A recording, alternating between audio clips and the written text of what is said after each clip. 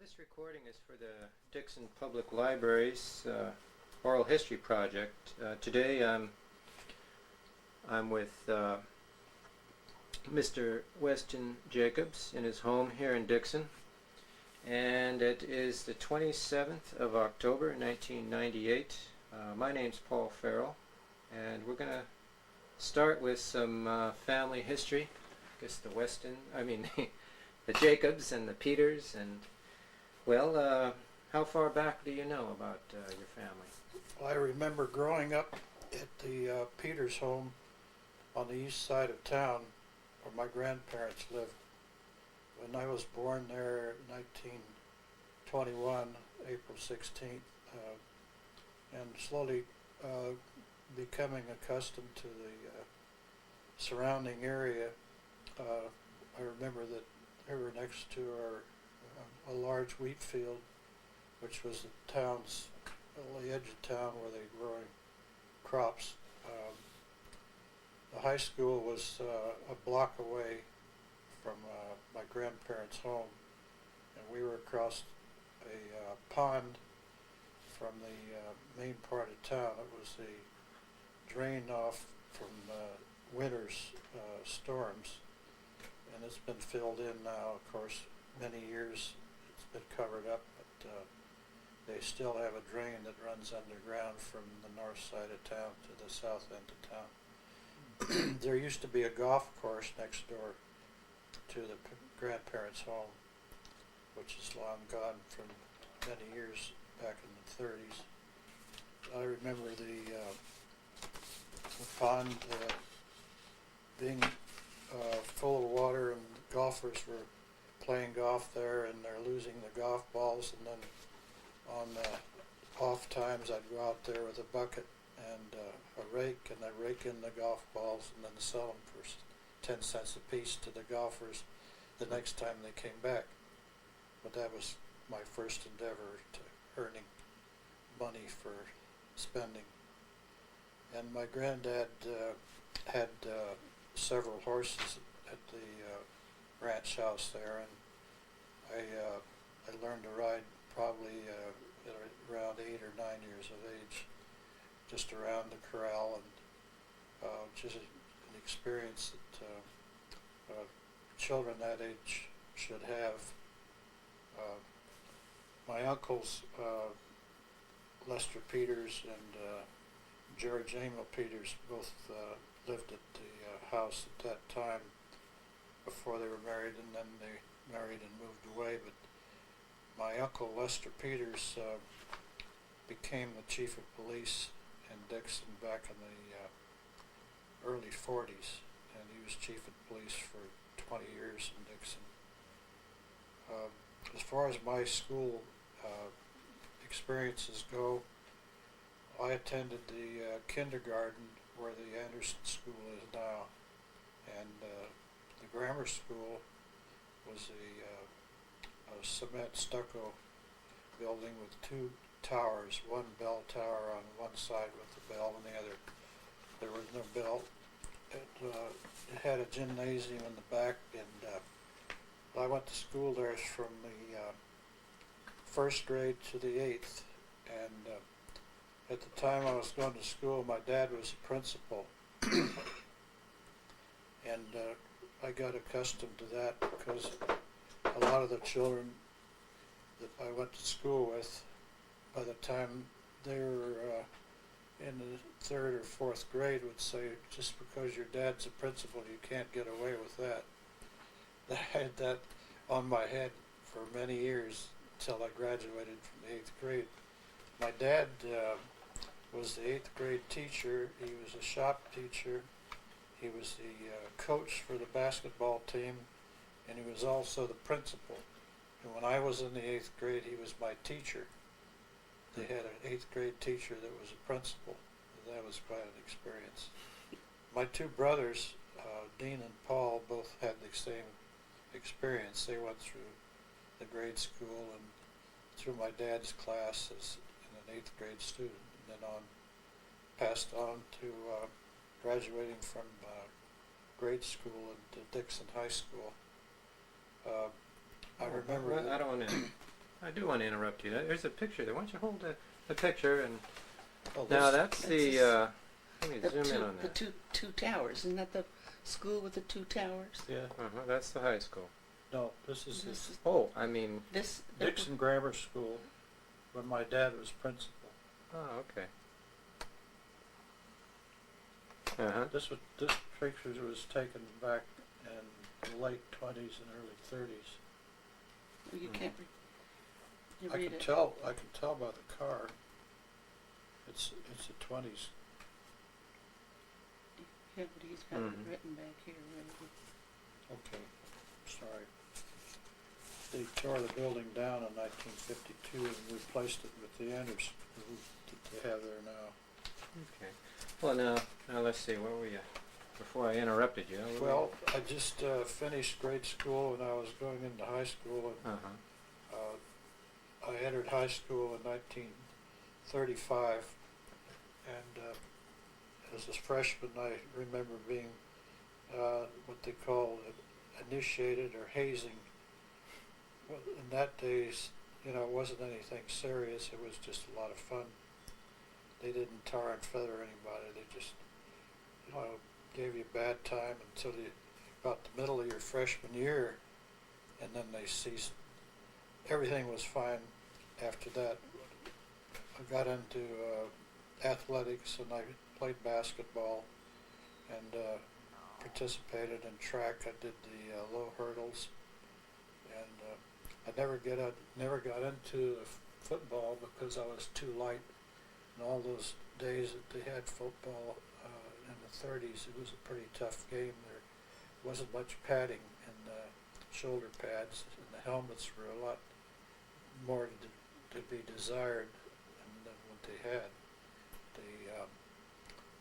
The teams were pretty competitive with other teams, and Dixon High won a lot of pennants that they have probably hanging in the gym still, and some trophies are in the display case at the high school. A lot of the teams in the 30s and early 40s participated.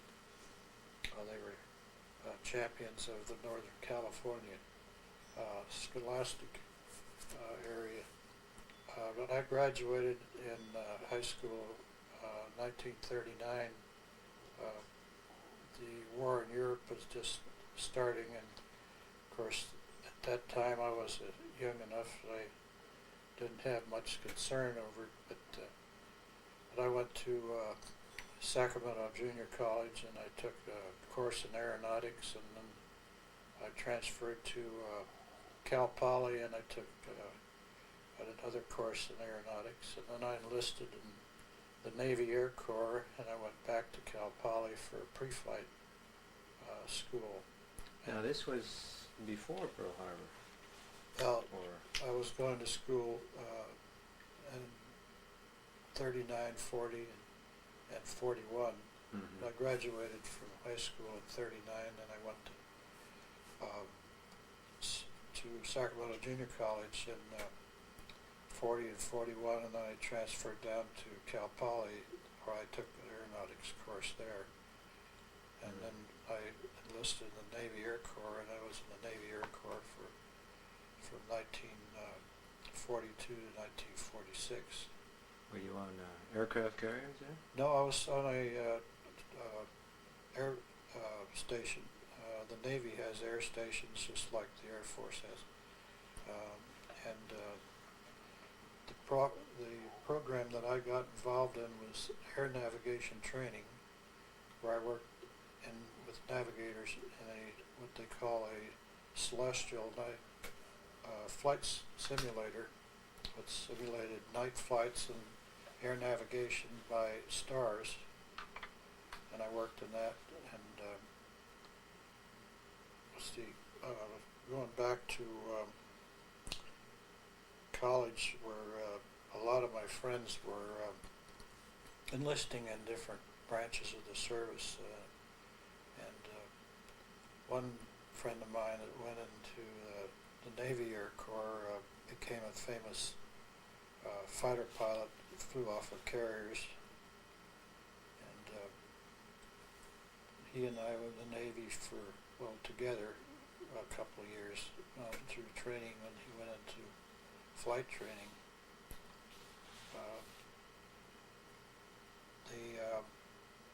My brother Paul, my youngest brother Paul, was in the Navy.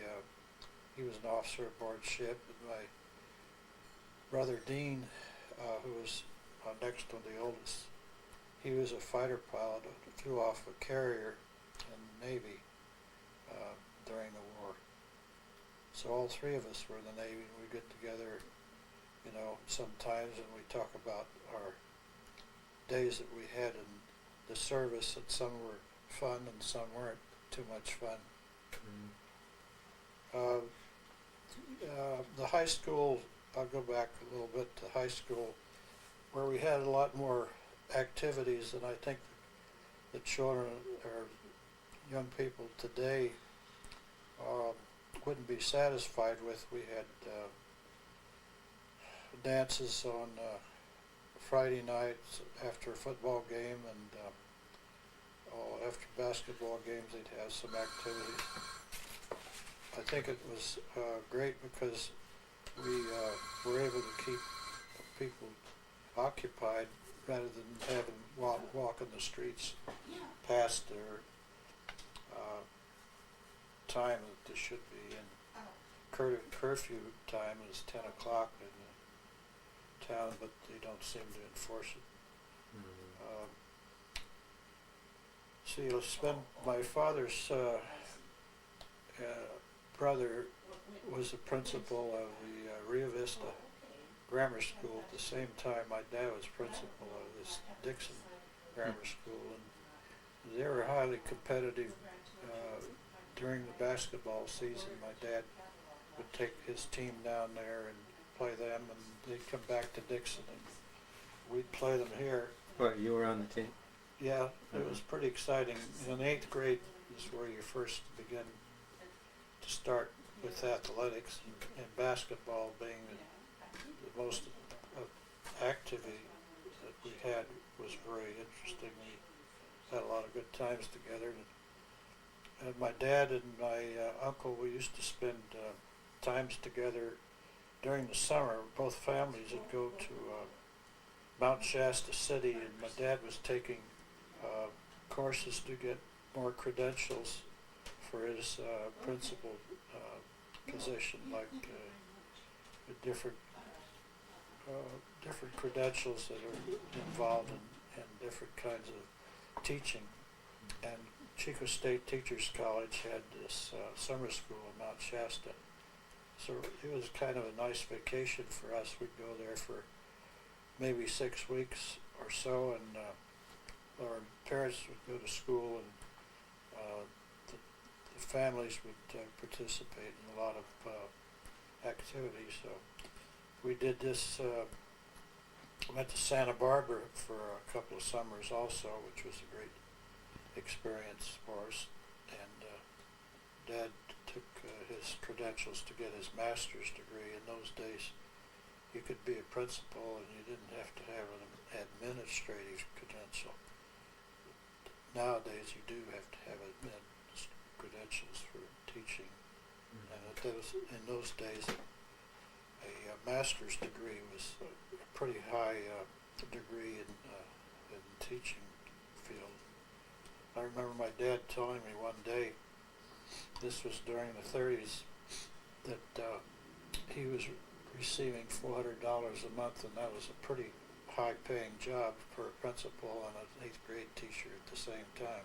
And nowadays, you know, like $4,000 a month is probably what the teachers get. I'm not sure, but that's pretty close guess. Well, now you grew up in the Depression, but Yeah. before we talk about the Depression, I wanted to go back. You mentioned your grandparents, but Right. where'd your grandparents come from, and how about your great-grandparents? Do you know Okay. anything way back My then? great-grandparents came from Schleswig-Holstein, right on the border with Denmark and Germany, and my granddad came over to this country, and a lot of the German Now that's your granddad, not your great. great-granddad, Oh, your great-granddad he came came from over Germany. to this country. Uh-huh. Yeah, my granddad was born in Dixon, as far as I know. Mm-hmm. Also, they my granddad, or great grandfather, he passed away before I was born. But my granddad told me that when he was young, and my grandfather could remember him telling about what happened to him. He'd gotten his land through an early Spanish land grant, and apparently there were a lot of Mexicans in the area, and he got into an argument with some Mexicans about some land or something, and they did him, a couple of bad things that I won't mention. It's not too good for. Anyway, that was the only experience he had with the early days that he could remember. Now, was he involved in farming? Yes. Uh-huh. Granddad, great-granddad were in farming, because they had the 100 acres on the edge of town there. They also did some farming up in the Maxwell area. If Maxwell is, up Highway 5, there's a lot of land up there. It's probably they reclaimed a lot of the land after it was swampland, and like the old bypass. They did some farming up there, wheat farming. Most all of the farming that was done in those days was all dry farming.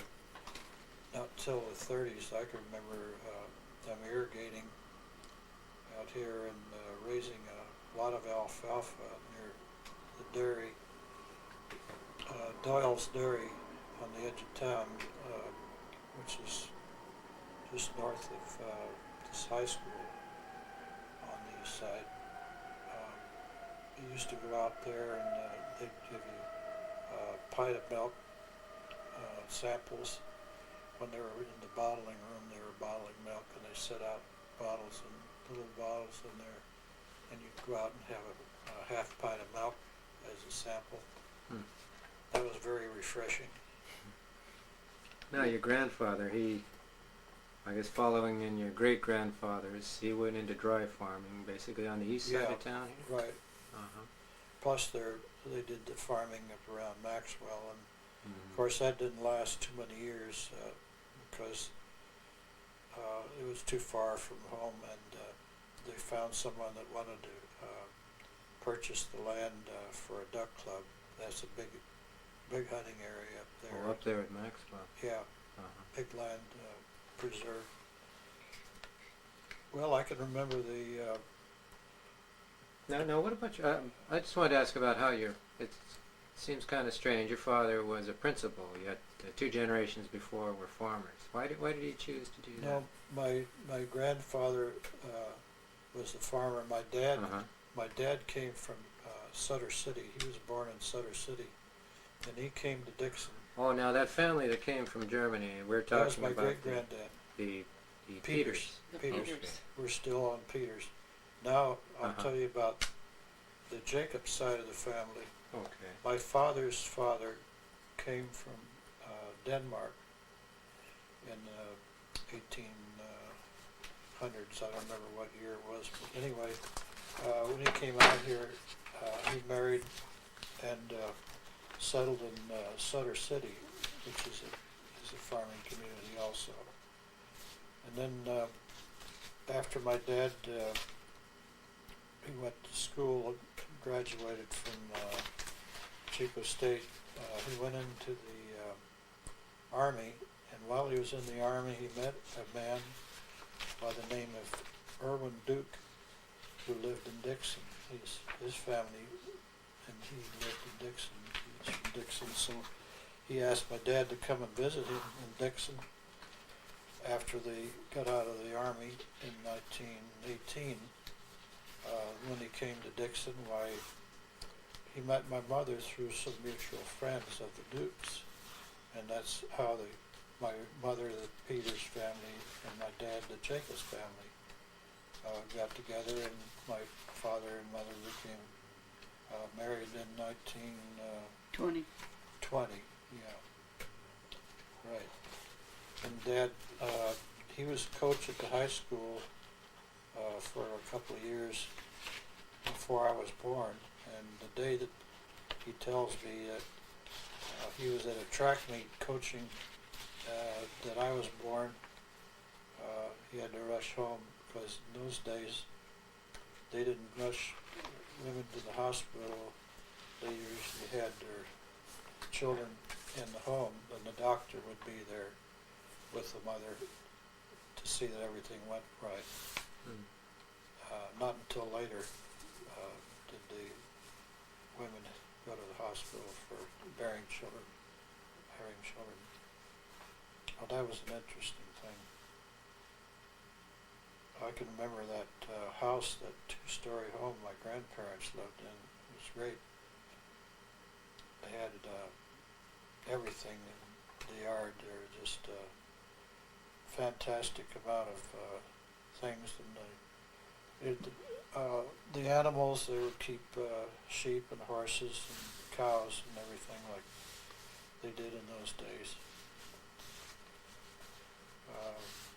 Now that's Peters.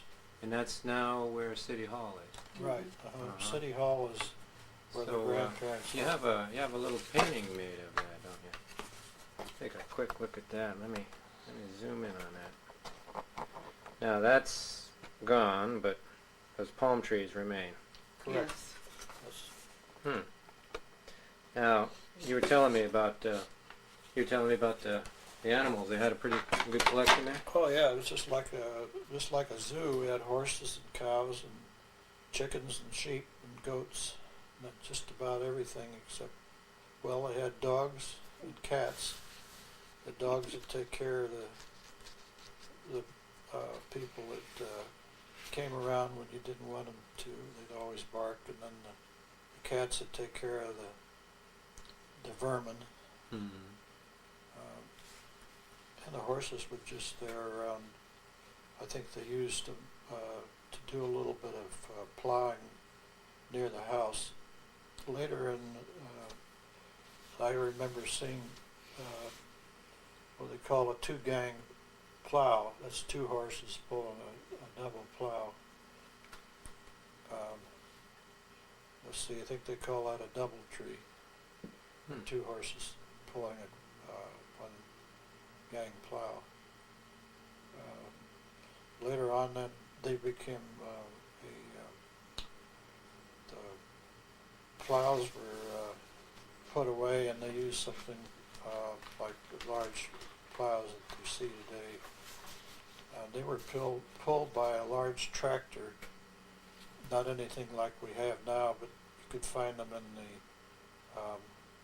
Tractor Museum in Woodland. They had tracks on the back, and then they had a big steering wheel in front that turned the Caterpillar. And after that, they became obsolete, and they started using the other kind of tractors where you stop one track to make a turn, or stop the other track to make a left turn. Pretty interesting. So the Jacobs family,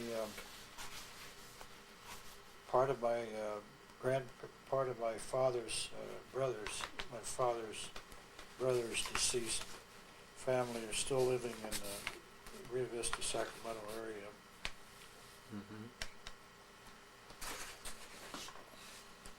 Ah, you got something there. What's that? Well, this is the family record of my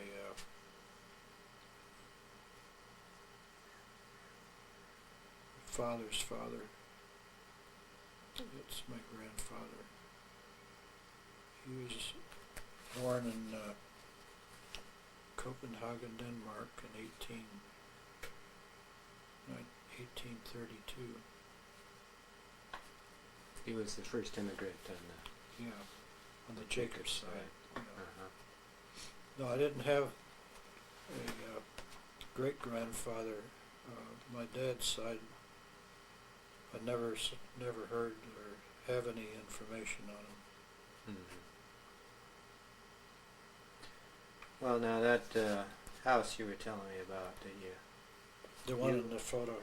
you grew up there when you were very small. is Yeah, that- from 1921 to 1925. For 4 years I lived in the old house where the city hall is now. Uh-huh. And when my dad finished building our home, which was the south end of 3rd Street, I moved there in 1925, and I lived there until I went to work after college. Well, I went to college, and then I moved to Sacramento, and I went to school at Sacramento Junior College, and then to Cal Poly, San Luis Obispo. Then when I went into the Navy, of course. But I came back and I lived at home for about 6 months before I went to work in 1946. Well, let's talk about the 30s. Now, you're born in 21, and of course 29 was the big crash. So you Right. spent your youth in the Depression. Right. I guess people nowadays wouldn't know what was like. What kind of effect did that have on Dixon? Well, I think that it was tough for people in the farming community because they didn't have a steady wage as they were depending on their crops for their livelihood, and a lot of the farms in Dixon, I think, they had a real tough time. I don't know whether the banks foreclosed on any of them or not, but the banks in those days were pretty liberal. They gave the farming community a pretty good break where they probably wouldn't get the same break now. I'm sure that they had a lot of people. I was working at a grocery store in 1937, 38, 39, and my wages were 15 cents an hour. And I got a raise in the second year I was there to 25 cents an hour. Of course, I worked after schools and on Saturdays and during the summer when I was on vacation. And other boys my age were working on harvesters. They called it tending a header, which the header was the device that goes into the grain, and you had to raise or lower to regulate the cut, where the header would hit the grain and cut it, and then run it into the hopper. But I didn't work on any harvesters. I'm glad that I didn't, because that was pretty hot and dusty. But I worked in a grocery store, and I enjoyed that because I got to meet a lot of people, and I delivered groceries to homes. In those days they would do that. Now it's nobody does that anymore. You were delivering groceries. Yeah, Uh-huh. I had to drive a pickup. Well, that was fun, but a lot of people would order a lot of groceries. Once a week they'd order a big bunch of groceries, and they'd take an orange crate and they'd fill that up with groceries, and when you pick those up they weighed about 50 pounds, depending, a little less maybe if they didn't buy a lot of stuff like canned goods. But I enjoyed my high school years, and I think that nowadays that the boys and girls, I think they expect more out of what they do or what their high school has got to offer. I think sports, athletics, and activities around the school has helped a lot to keep the young people from getting into trouble with drugs and stuff.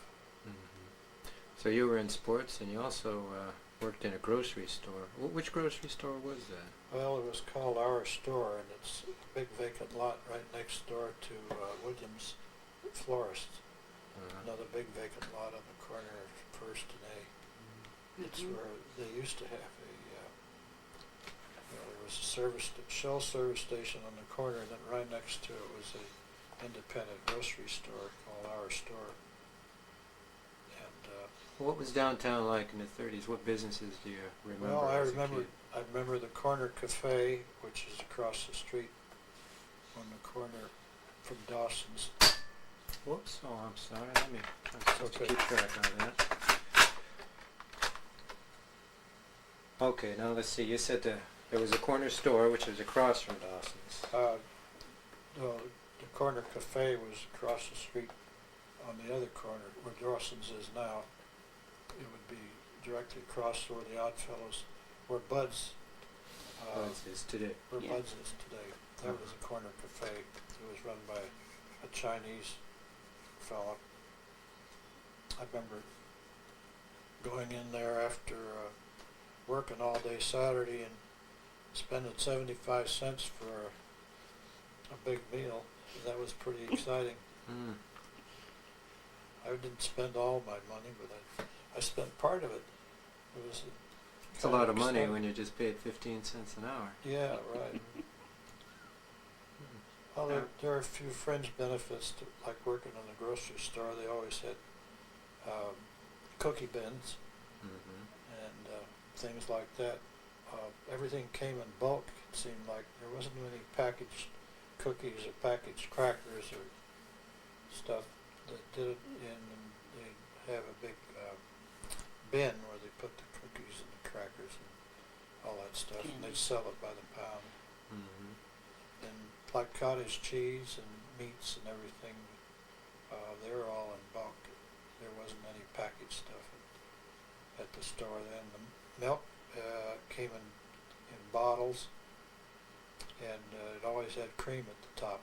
And they pasteurized it, but they didn't homogenize it. Oh, so that's what homogenizing means. I didn't Yeah. even Yeah. realize that. The cream's on the top. The cream is generated with the process. It puts it in, keeps it in the milk. It's suspended, and I haven't seen any milk for a long time with cream on the top, unless it be from one of those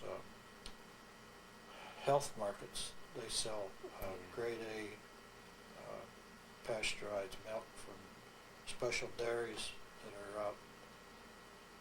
They have 2 or 3 of them here, between here and Southern California. Now, what about some of those other businesses? Well, you mentioned cookies. There was a bakery in town, wasn't there? Yeah, Seifert Bakery. Seifert's.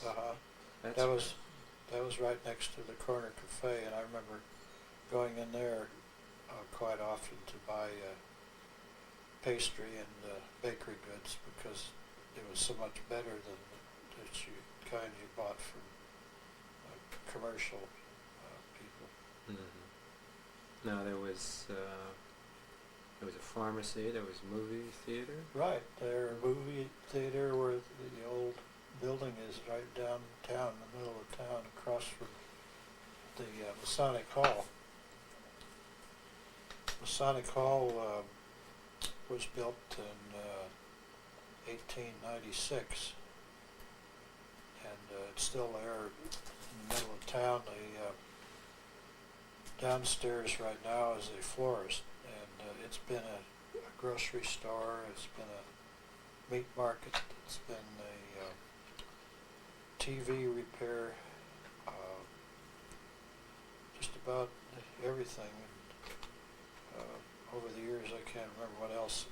They used to have a good Greek restaurant there. That was back in the 30s.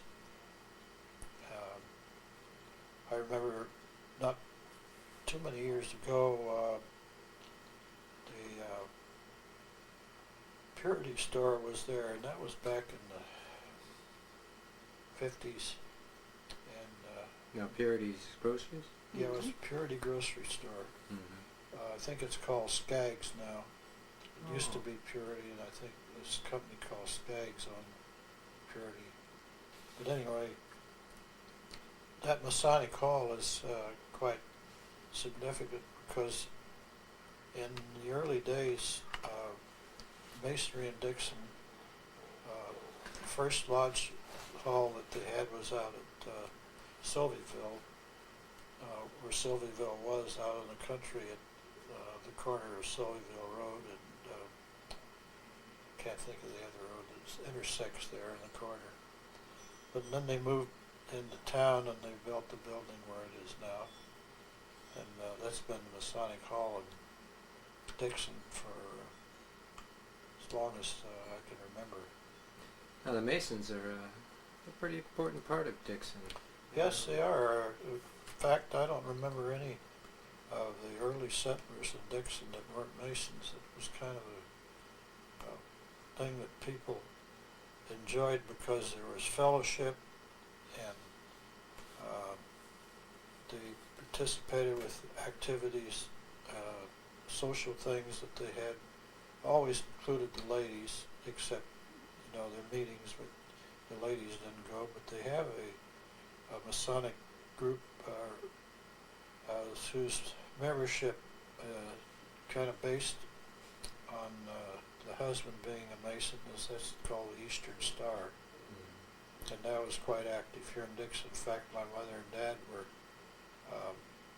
they were matron and patron. The matron is the woman that is the person in the lodge, the ladies' lodge, that is the main person, and then the patron is her husband usually. They were very important in Dixon's early days. They had a lot of activities that they did whereby people would enjoy their social good fellowship, and they had charities in those days where they would participate in. Nowadays,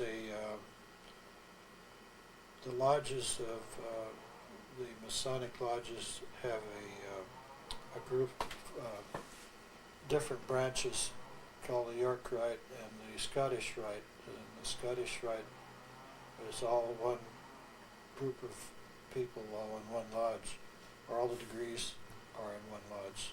And those York Rite Masons, they have three different lodges: the Royal Arch, the Council, and the Knights Templars.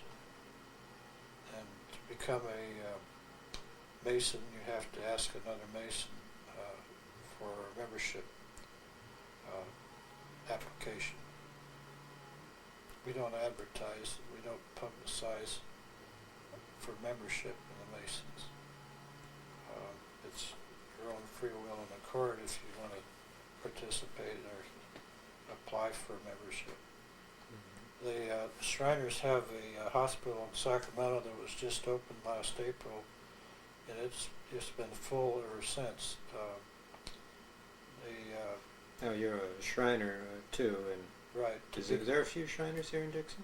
Oh yeah, quite a few Shriners. In fact, I know about 50 people that live in the whole Dixon area that are Masons. The Shriners, first you have to become a Mason before you can become a Shriner. That's the way that it starts, and then you either go Scottish Rite to become a Shriner, or you can go York Rite, go through those degrees before you can become a Shriner. But anyway, the Shriners started back in 1920 in New York, and a bunch of doctors and businessmen got together and had a club one day, and they decided they wanted to do something for the children, and they decided to form a group called the Shriners Hospital for Crippled Children, and they built their first hospital in the New York area. And from that time on, why it seemed like it just grew, and pretty soon all of the big cities in the United States had a shrine temple, and probably half of them had shrine hospitals where they would take children that had been burned or they had a spinal problem, there was an orthopedic problem, and they would go there free of no charge to their parents from 8 months of age to 18 years of age. They would take care of them as they needed for all those years, at any time that they needed the help. So now you were a Mason and you became a Shriner. Right. I And, became a Mason in February 1948, and I became a Shriner in 1950.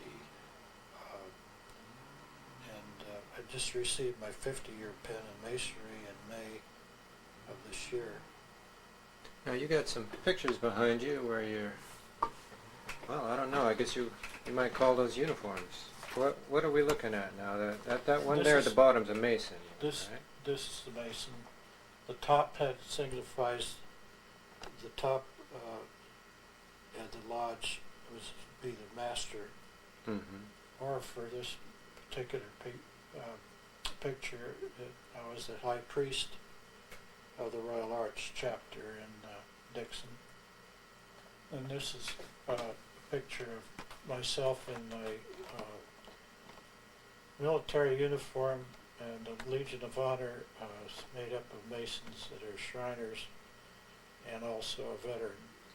I was commander of the Legion of Honor in 1984 in Sacramento.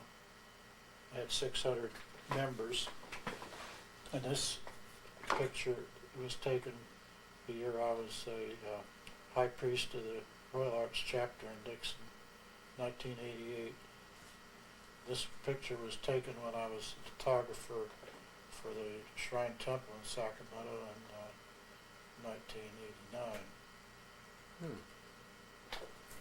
Well, now, just organizations in general are a pretty important part of Dixon. I know the women have the, what's that called? Eastern Star. The women have the Eastern Star within Right. the Masons. Right. And then the non-Mason women, they, besides playing bridge, they have the Women's Help Club. What's it's called? Assistance League? The Dixon Women's Improvement Club. I keep forgetting the name. The Dixon Women's Improvement Club. If it Yeah. wasn't for the Dixon Women's Improvement Club, we wouldn't have had Carnegie Library. Mm-hmm. It started out as a Shakespearean. And you're a member of, you're the vice president, Of the second Dixon- vice president of the Dixon Historical Society. I'm the vice president of this Dixon Historical Society. You're the vice president. Yeah, And next year you're due to be president. right. Uh-huh. I've forgotten an important part of the Masons, and that is that the young people that are sons or daughters or relatives of sorts, we have what they call the démêlé. Démêlé goes back to the French, Jacques Démêlé. If you know anything about the history of France, Jacques Démêlé suffered persecution under some bad people that were running the country, and this is back in the 1700s. The other is that young people, the girls, and the Rainbow Girls is one of the youth groups that we have in the Masons. You don't have to be a relative of a Mason to become a Rainbow Girl. Let's see, they're aged from 14 through to age 21. A lot of the ladies that are in the Eastern Star have been Rainbow Girls or Job's Daughters. Job's Daughters are the girls of the Knights Templar. It's required that their parents or one of their relatives be a member of the Knights Templar. The Knights Templar is one of the Masonic groups in New York, right? And they have the I Foundation, where they participate in the help, the finance people that need an eye replacement or transplant. Now you mentioned that most everybody was a Mason in the earliest days. Right. I think kind of later on the Portuguese arrived. I know they seem to be the two big groups in Dixon, Yeah, the that's Germans right. and the Portuguese. They had the Knights of Columbus, the Portuguese, not the Portuguese, but the Catholics, Catholics have and Knights a lot of Portuguese lived in Dixon, and they have the Portuguese Lodge. What do they call it? What's the abbreviation? LUPPC or SBR. I don't know which one. It's in SPRSI is abbreviation for the Portuguese Men's Lodge, and like the Knights Templars are compared to the Knights of Columbus, the UPPEC or the SPRSI as compared to the Masons. So they wear the same uniform. The Knights Templars and the Knights of Columbus wear the same uniform, but they're a different religion, but it doesn't make any difference. They're just two separate organizations. Mm-hmm. Now the Portuguese, I've talked with Vernon Dutra, and Right.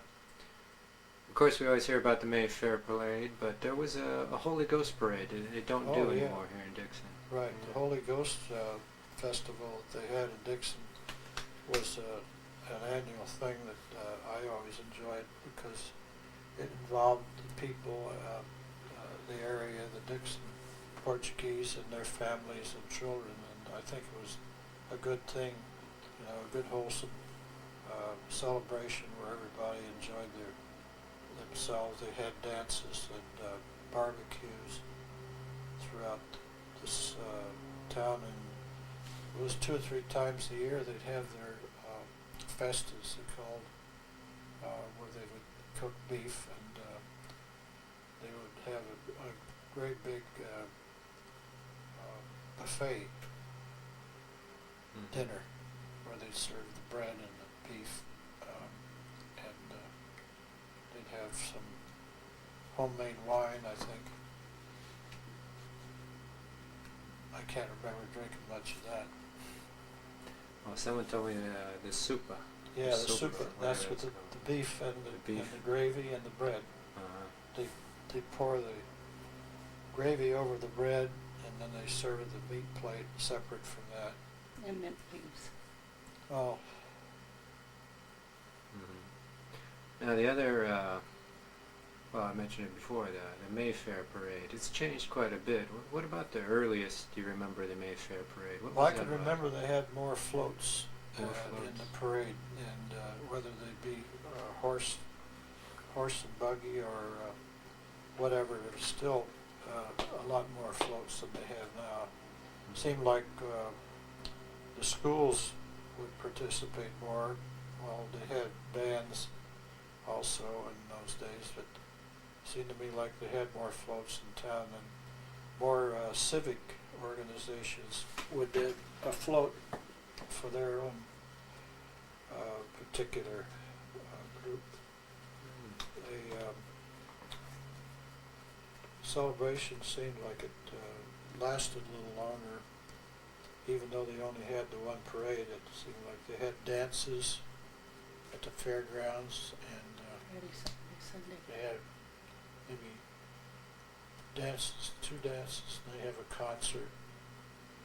They had a lot more activities, I think, than they do now. The thing about it, they didn't have the displays like we do now of photography and art, I think, and they have they had paintings in the past, but not so much photography. Now, I wanted to go back. I just realized, of course, you grew up in the Depression, but actually you grew up in the time of Prohibition. I guess you were awfully small, though. I think it was repealed in 1933. Yeah. Did you ever hear any stories of bootleggers and all that kind of stuff? Seems to me like I heard a couple of them. buying alcohol in San Francisco and bringing it to Dixon and watering it down, mixing it with things like caramel or something, and then they sell it. They cut it from 100 proof down to 50 proof, I think. But I never did have any of that. All I had was homemade Portuguese wine, pretty rough, sweet stuff. Mm. I hear a little bit about the two major groups, of course, are Germans and Portuguese. There are a few Italian, Swiss Italian, I guess. Yeah. And there are a few Irish, I guess. Oh yeah, there are a lot of Irish. The Kilkennys. Kilkennys. There's a big family of Irish. The Peters family. We had cousins, Petersons and the Peters. There were two Peters families. My great granddad's family and another Peters family. I believe they were cousins. And then the Petersons, they were related through cousins, marrying cousins, or marrying cousins of another family. So there were a lot of people were married. There were mostly German people too. There, all the Peters and Petersons. Mm-hmm. And everybody seems to get along pretty good in Dixon. Yeah, I believe so. No kind of real rivalries at all, is there? No, and I don't remember having had any back in the 30s and 40s. I think it was a pretty congenial community. Mm-hmm. But I can remember not having any big problems with anybody. Well, there was a little bit of rivalry on the football games. Sometimes we'd have a little skirmish, but it wasn't about too much. Mm. Yeah, it's quite a rivalry with those football games. I was Sure talking is. to Vernon Dutra about Yeah. that. Several other people, too. Jacobs and Right. the Vista. I told him. Well, now, as far as city government goes, you mentioned an uncle who was Chief Chief of of police police. for 20 years. They called him Bud Peters, but his name was Lester, mm-hmm. and he was a police officer. And when he started out as a police officer, and then later years he became chief of police, and I believe he was a let's see here.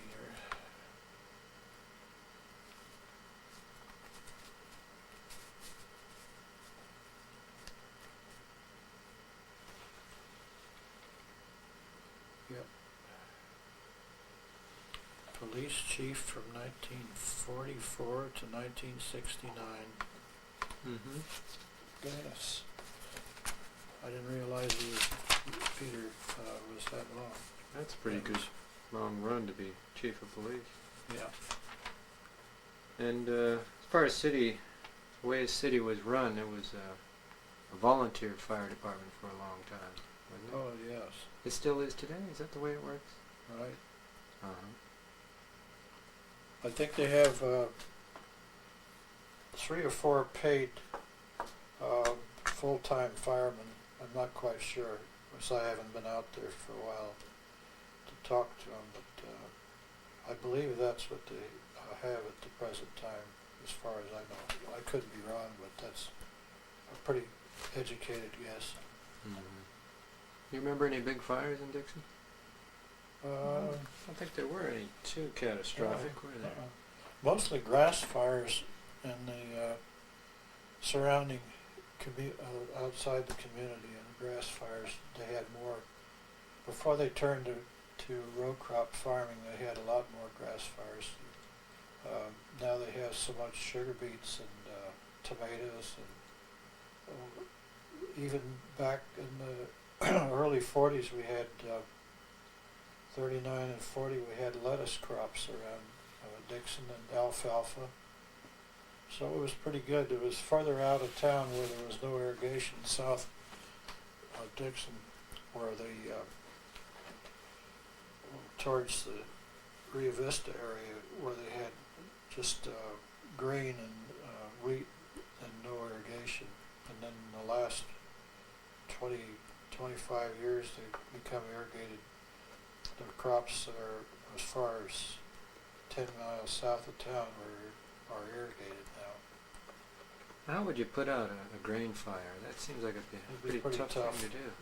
Yeah. Would they let them burn out?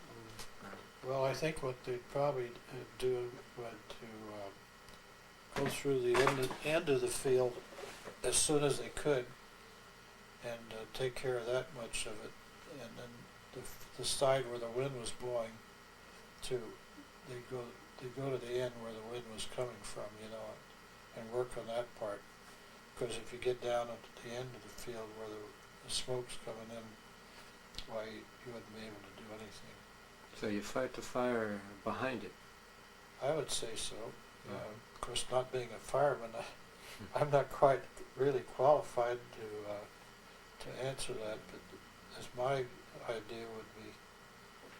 But then you'd have to talk to our fire chief, Rick, out there at the fire department. Mm. He could probably tell you. Well, let's see. Now, well, Tag Thompson could probably tell you about more big fires. I talked with around. May Azevedo. Did you? Her husband Joe died recently. Yeah, he was He a fought fireman. quite a few fires. Yeah. Well, another thing farmers worry about, of course, are floods, and then the opposite, droughts. Yeah. Are they pretty important to Dixon? I guess they would be, wouldn't they? Right. In the years when they did dry farming, before they got much irrigation, it was more serious to have no rain at all, or less rain, because once you got the grain in the ground and it rains and that stops, and the grain, you can't irrigate it, so it doesn't grow, and that's one of the big bad things about dry farming. It's a very really gamble. You know, you have to depend on the elements. But, with irrigation has really made a difference in Dixon, in this area. Tremendous difference. I guess once in a while you'd have a flood. I was talking to somebody the other day, talked about losing 300 sheep that drowned in a pen. Could have happened south of town, down in the district, they call it, in around Hastings Island in that area. Mm-hmm. It's happened several times. Yeah. People I've talked with, Sadie Peterson and Sure. Lucy Vass, who told me stories. I can remember back in the late 30s and early 40s when Pewter Creek out here between Dixon and Davis flooded over, and some people that lived on along the creek out there north of town were flooded out. But I don't remember any other flooding that we've had in the past, in the early days, that I can remember. What about the roads? I suppose they're pretty bad roads when you were a kid. Yeah, I'm going to Rio Vista because we traveled that road a lot to go down there to play basketball.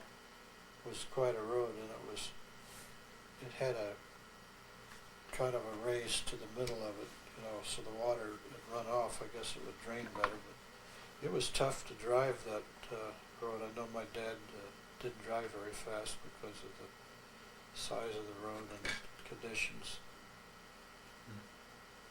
Hold on a second, let me get a new telephone here.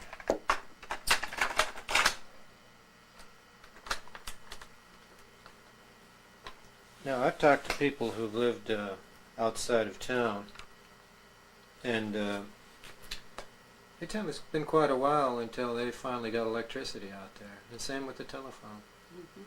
Yeah, that's true. I don't know anybody offhand that they had to put up their own telephone wires. It seemed like Sadie Peterson. early days.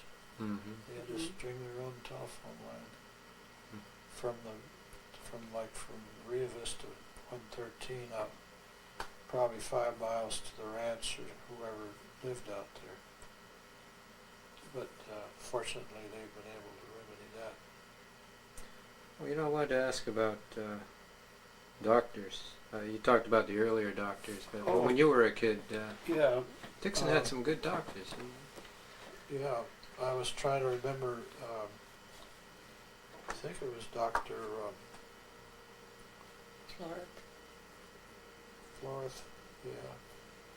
Dr. Stolley and Dr. Floreth, Dr.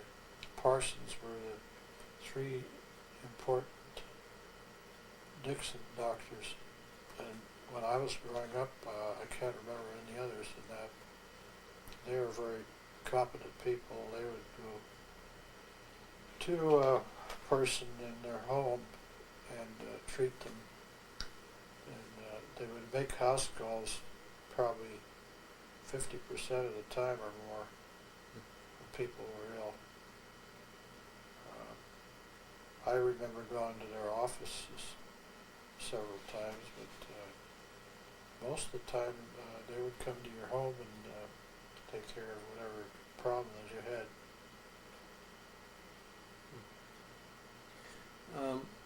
Another thing that's, of course, changed quite a bit. I forget who told me this, that the train doesn't even blow the whistle now. It used to stop several times a day. Yeah. Did you ever travel by train? Yes, I'd taken the train from Dixon to Sacramento and from Dixon to Oakland and take the ferry across the bay to San Francisco, and I went to the World's Fair Exposition on Treasure Island in 1939 and 40. That was the mode of travel at that time. Hardly anybody drove down. Some people did, but that was a great experience. I think that if they hadn't taken the key system off of the Bay Bridge, they would have half the cars on the Bay Bridge they have today. Because I ridden the key system from Claremont and Berkeley up on the hill to the end of the line, all the way down to the Bay Bridge, across the Bay Bridge, and to the foot of Market Street. I just heard that they're going to allow trains back on the Oakland Bay Bridge again. I think that's wonderful. Yeah. They could eliminate half the traffic if they had it on there. Mm-hmm. Just tremendous. And BART, as you know, has more problems than they need, and they've always had problems with as I can remember. The thing from the day they began, they had a lot of problems with the cars and all kinds of things. With that under bay tube, they had a lot of problems with that. Mm-hmm. And well, I sure wouldn't want to be caught in a BART train under the bay, especially when they had a fire. Yeah. Well, that's San Francisco. That's Yeah.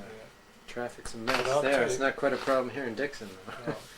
But I don't like to go to San Francisco unless I'm going to go by bus or ride with somebody, because it's really tough to drive down there, I know. especially if you're not experienced with the area and you're not familiar with everything, the places to go. Sacramento is a lot easier.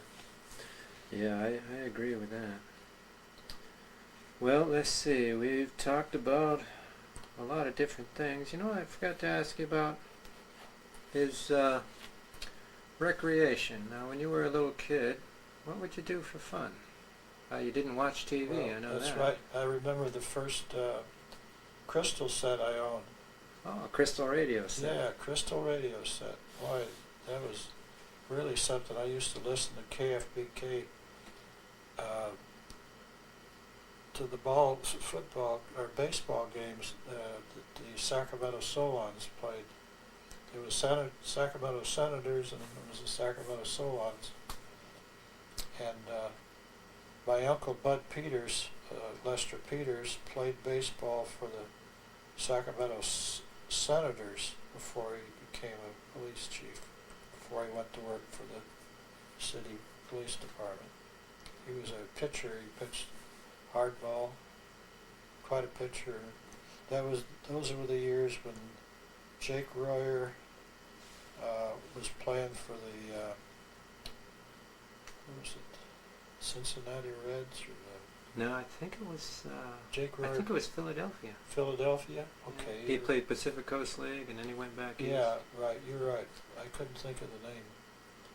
But anyway, that Sacramento Senators and the Sacramento Solons was the last baseball group in Sacramento to play before Edmonds Field burned. Mm-hmm. But that was pretty exciting. And listening to a Crystal set, you didn't have to worry about turning it off because you weren't going to run the battery down. That's for sure. Used to be able to buy it in a kit and put it together for a few dollars. Now radio. Well, that was your entertainment there. Yep, I used to listen to Merton Marge and Amos and Andy, and let's see, who else? Oh, there was a lot of them. They always advertised cereal. And if you got a box of cereal and you send in a box top, you'd get some kind of a little prize or a button or a pin to wear. Mm-hmm. A lot of them advertised gasoline too. Richfield Oil Company. In Texaco. In Texaco, yeah. They were big sponsors for football. I remember the Texaco and the Flying A. They used to broadcast football games from the Bay Area. Mm-hmm. They did a lot of that. But well, other than radio, I guess kid could go fishing up in Putah Creek, and they built the swimming pool. In Dixon, they started that in 1933, I believe. Not positive. But I remember going over there and watching them dredge the area out. They were using a large scoop-like device and pulling the dirt up to one end, and they were spreading it out because the slope of the area where the pool is now was close to the old pond or the drainage area. That was pretty exciting. Couldn't wait for the pool to open. Must be pretty nice in the hot summer days. It sure did. I can remember going swimming in irrigation ditches and reservoirs, and going out to Putah Creek out here where they had a good swimming hole. But before they built the dam, Putah Creek up to the bridge was all open, and there was a lot of good swimming beaches in that area. There used to be one pretty close to the base of the dam there, and that was probably one of the best in the area. Well, I think we've talked about some things I got written here on my list, but what do we forget? What do you want to say about Dixon that we forgot to mention here? Or did we cover it all? I think that this city needs more recreation for the young people. The high school certainly doesn't have it, and I certainly think that it would be a step in the right direction. The city and the schools got together and they did some more for the recreation for young people here. That's probably, the only thing I could think of that would make it better, because the young people have a hard time finding something to do to keep busy. Our Dixon Community Church has found one of the answers, and that's religion. And you can't sell religion to anybody or everybody, but you can. Some youth would go there. They have a Wednesday night youth group that gets together, and they probably have 50, 60 kids show up for that youth group. Yes, sometimes And they have almost 100. sometimes they have families. Yeah. Then they have different programs where they would, you know, take the kids somewhere ice skating or roller skating or any number of things. And then they have youth camps during the summer where the young people could go and spend a week or 10 days. I think Sacramento, Camp Sacramento is an example of what the city of Sacramento has done. Mm-hmm. And they've done a great job there. I really don't know unless somebody's got some kind of an idea about, they're putting in a ice skating rink over in Vacaville. I think that's a help. They're going to have some really good recreation there for young people. You could be ice skating. Ice skated when you were a kid. Well, I guess this recording and the 30 plus others that are going to the Dixon Library with the help of the Historical Society, I might add, I think that's going to help kids to realize this was a small town, not always 14,000 people in it. Yeah, do they have a video place over at the library where they can go in and watch education videos? I'm sure they do. So, Yeah. Yeah, that's another good thing. It's a pretty good Dixon Library. Yeah. It out is. here. Yeah. Well, on behalf of the library, I want to say thanks for stopping this afternoon and taking a little time to talk about it. You're quite welcome. Okay, and thanks to Mrs. Jacobs, the voice you hear off camera. There she is. There's a way. Thank you.